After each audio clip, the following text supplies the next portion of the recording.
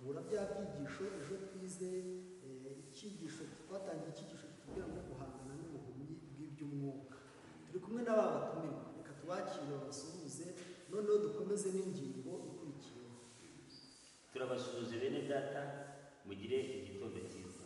Muri kumwe na Nzabamwita Pierre nk'uko bisanzwe.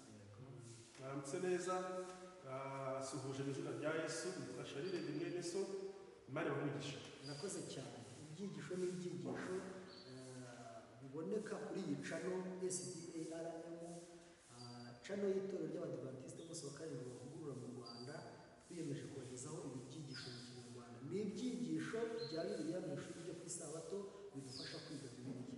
Ni ubutumwa bwiza uko bwanditswe na Yohana nibwo turi kwiga. Rero niyo mpamvu twakunze kwibanda mu gitabo cya Yohana. Mbere rero yuko dukomeza kujya mbere mu ngingo y'uyu munsi ducumbura iyo twize ejo, tubanze dusenge. Data wera, turagushimiye muremyi wacu, izina ryawe rihabwe icyubahiro. Tugushimiye ko wadushyiriyeho uburyo bwo kwiga ijambo ryawe ndetse ukaryandikisha. Uyu mwanya rero twe n'abadukurikiye kuri iyi cano tugiye gusangira ijambo ryawe. Ndakwinjiza kugira ngo umwuka wera atube bugufi, kugira ngo tubyumvikanishe atari twe ahubwo umwuka wera anabe ku mitima y'abazabyumva, kugira ngo igihe ijambo ryawe ryumvikana mu bwoko bwawe rirushaho gusobanuka. Ubuntu bwawe n'amahoro bibane natwe, tubyakira mu izina rya Yesu. Amen. Murakoze cyane. Ingingo y'uyu munsi iratubwira ngo igihe wongeraga kumubaza ikibazo birakomeje. Ingingo y'ejo yaratubwiye ngo igihe wongeraga kumubaza ikibazo. Urumva ni ingingo ebyiri zisa. Kumubaza rero byarakomeje. Ni wa wundi twize mu cyigisho cyatambutse, nk'uko nabibabwiye twagezwagaho n'abari bene data ndetse na mushiki wacu Mukandutiye Lucy na Aimable mu cyumweru cyashize, cyatubwiraga ngo Yesu ni we. Noneho rero bongeye kumubaza ikibazo bwa kabiri. Kadusabe muri data Charles atwibutse ingingo y'ejo, igihe bongeraga kumubaza ikibazo bwa mbere byagenze bite? Murakoze cyane. Ejo tuganira ku ngingo y'ejo nyine, twize ko abafarisayo babonye uriya muntu yakize, bagize ikibazo ko uwamukijije batamukundaga, bamugiraga ishyari. Baramubwira bati, wowe ntukavuge ko Yesu yagukijije, oya, vuga ko Imana yagukijije, ariko wivuga Yesu. Twasanze rero no muri ubu buzima harimo abantu bateye batyo, bakeye ko barahari, bashobora kubona icyiza kidashidikanywaho, ariko bitewe n'uwagikoze cya cyiza ntibagihe agaciro. Murakoze cyane rwose. Noneho twumve rero ikibazo cyarakomeje. Noneho turebere muri Yohana igice cya 9:26. Yohana igice cya 9:26 handitse ngo ikibazo cya n'ubundi kirabaza ngo ni icy'abafarisayo bagiye kubaza wa musore wahumutse, kandi se mu by'ukuri intego yabo yari iyihe? icyo bamubajije handitse ngo baramubaza bati, yakugenje ate, yaguhumuye ate? Yakugenje ate kandi yaguhumuye ate? Noneho dusoma umurongo wa 22. Twumve icyo handitse ngo, arabasubiza ati, maze kubabwira mwabyumva, icyo mushakira kubyumva ubwa kabiri ni iki?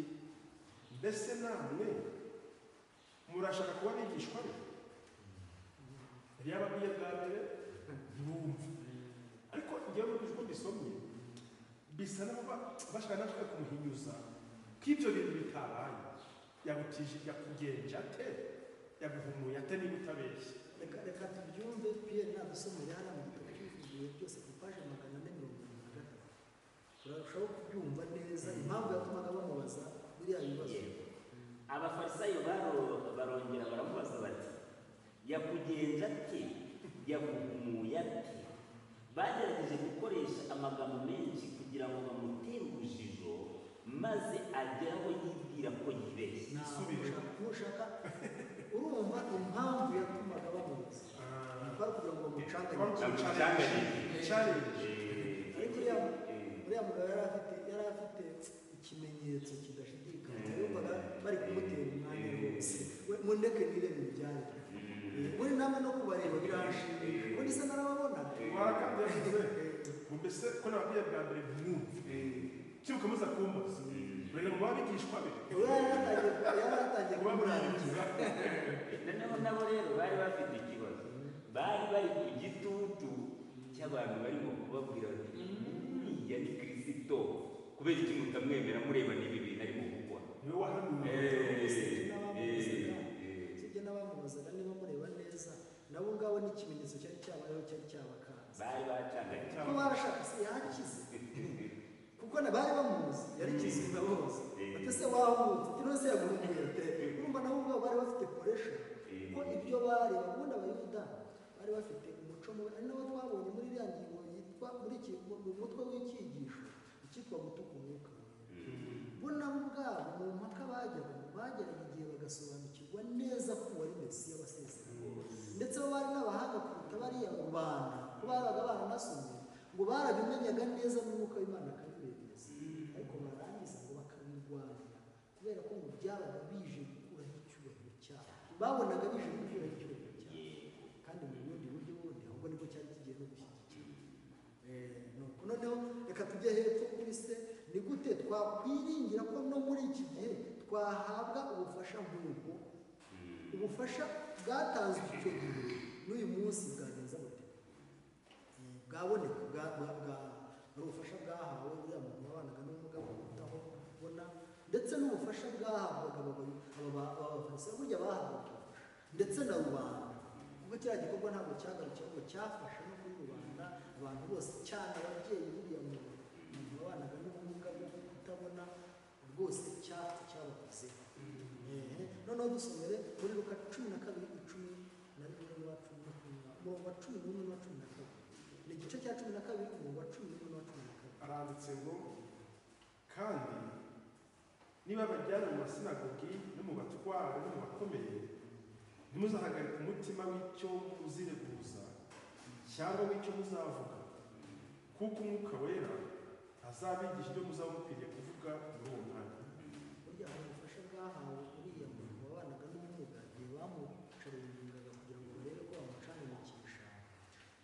Pierre nadusomeye muri cya gitabo paje 443. Abafarisayo abamarayika b'Imana nabo bari bahari kugira ngo bakomeze uwari wahuye. Abafarisayo ntibamenye ko uwo bavuganaga ari umuntu utaranyuze mu ishuri kandi wavutse ari impumyi. Ntabwo bari bazi uwo bahanganye nawe. Umucyo w'Imana wamuritse ku ntekerezo z'uwavutse ari impumyi. Uko abafarisayo b'indyarya bageragezaga kumubuza kwizera, yakoresheje umurava mwinshi no gushyira amanga mu bisubizo bye. Imana imufasha kubereka ko badashobora kumugusha mu mitego. Urumva icyo kigenda kigaragara, Yesu kumukora ku maso agahumuka ntabwo yamuhumuye gusa, ntabwo yakoze no ku mutima we. Abamarayika bari bamugose rero bari kumufasha gusubiza. None twebwe muri iki gihe kwa ibi bintu biratwereka iki? Muri iki gihe turimo ni ibintu bifatika cyane. Muri kamere, reka mvuge muri kamere y'icyaha twavukanye, habamo umutima wo kutishimira icyo unakoze. Runaka yakora igikorwa cyiza, nawe ubwawe ubibona yuko ari igikorwa cyiza pe, ntukishimire, ahubwo ugatangira guca inyuma werekana cya gikorwa ari kibi. N'uyu munsi mu itorero izo ntambara tuba turimo kurwana nazo, iyo rero ni kamere itubamo, kamere y'icyaha cyatwokamye yo kutishimira ibyiza by'abandi. Buriya rero intsinzi ubundi nyayo, ishimira ibyiza mugenzi wawe yagezeho, unabishyigikira ubiteze imbere, ariko nushaka kubirwanya ahubwo urabona kubyamamaza. Kandi iyo tubirwanya hari igihe twerekana amakosa yabikozwe, kandi ntiyabo amakosa yabikozwemo byagenze gutyo na gutyo. Ariko ubu bufasha ngo igihe tuzaba tubajijwe hari abamarayika bari iruhande rwacu bazadufasha. Bibiliya hano irabivuga, ivuze no ku ruhande rw'uwakorewe igitangaza, hanyuma akagira ingorane, agahura izo challenge nk'izo nguyu yahuye nazo. Biravuze ngo ntitukagire ubwoba niba hari icyo Imana yakoze. Hanyuma igitangaza Imana yakoze waba urimo ugitangaza ugahura n'inzitizi n'imbogamizi z'abantu batacyemera, z'abantu bakirwanya kubw'impamvu imwe cyangwa indi. Bibiliya iravuze ngo ntitukagire ubwoba, ahubwo Umwuka Wera azatwigisha ibyo dukwiriye kuba tuvuga muri icyo gihe. Nk'uko n'uyu muntu ngo abafarisayo barebye ukuntu bumvise ukuntu abasubiza, baravuga bati umuntu ko yakoze ari impumyi, ko atabona, ko atagiye no mu ishuri, ni gute ari kudusubiza ibibazo biri kuri uru rwego? Burya ngo Umwuka Wera rero nk'uko mwabivuze, Yesu yamuhumuye amaso y'umubiri, ariko n'ay'umutima nayo yahumuye, agira IQ iri hejuru kugeza ku rwego bariya abafarisayo bari barize za teoloji basanze umuntu w'umuturage utageze no mu ishuri afite ubushobozi burenze ubwabo. Hari n'ikindi kintu buriya tudakwiriye kugendaho, ntugatinde wisobanura ku gikorwa kigaragara, ntugatinde wisobanura, ujye ureka igikorwa ubwacyo kizajya gitanga kivugiye. Nakoze rwose iyi ngingo mugerageje kuyumvikanisha, reka tunayisoze, ariko tubwira abadukurikiye ko ari igihe cyacu. Imana amagambo atubwira ngo ubu noneho hamwe na Bibiliya zanyu, nizere ko muzifite abadukurikiye, hamwe na Bibiliya zanyu murashaka kujya imbere y'Imana mukazibumbura imbere y'Imana. Murashaka ko ubu bwenge bwanyu bukanguka, murashaka kumenya ko muzi amahame y'ukuri bya nyabyo, kugira ngo igihe muzaba muhuye n'ababarwanya ntimuzahangane nabo mukoresheje imbaraga zanyu bwite. Kwiga Bibiliya ntabwo Bibiliya tuzazihanganisha igihe, muri icyo gihe tuzaba tubazwa, ahubwo ibyo twize mu Bibiliya, ibyo twize dusenga, Umwuka w'Imana bazabigarura mu ntekerezo. Abamarayika bacu bari hafi kugira ngo bazadufashe gusobanura ibyo twizera. Rero niyo mpamvu igihe tuzaba duhuye n'akarengane, duhuye no kurwanywa, ariko kubw'ibyiza dukora, kubwo gukiranuka, kubwo gukunda amategeko, kubwo kumvira Imana, kuko tubona ko hari n'abarwanywa bakarenganywa bagafunga, ariko bazira ibibi bakoze ntacyo bazashima.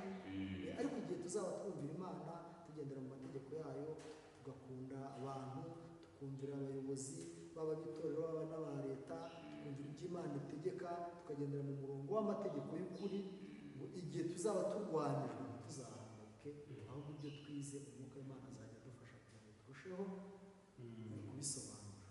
Imana rero ibafashe, data mwakoze kudufasha muri iyi ngingo, muri iki cyigisho, Uwiteka abamugisha cyane. Amen. Ariko reka dushimire abadukurikirana, abakoze subscribe, abari kwitegura kuyikora, abakanze share bakohereza ibintu byigisho, inkunga mwateye ku ivugabutumwa, mukuru Uwiteka azayibagororera.